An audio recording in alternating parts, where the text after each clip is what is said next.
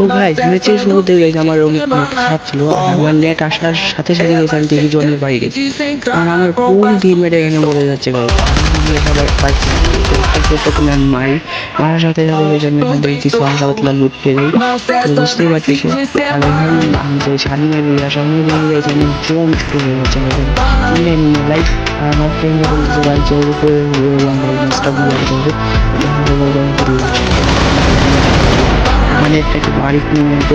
আর সেখান থেকে আমি পুজো যাবো দেখা যাবে সেখানে পুজো নিয়েছে তার আগে স্নেহিতাটা নিয়ে কার্য স্নেহিতাটা নিয়ে নিই আর যাবে সেই দিদি আমাদের ছেলে নতুন মোটামুটি যদি এই দিয়েছে আমি জানতে পারি সাবস্ক্রাইবার ডাকতে লাস্টটাকে আমি একটা সামনে এই তো যাই আমার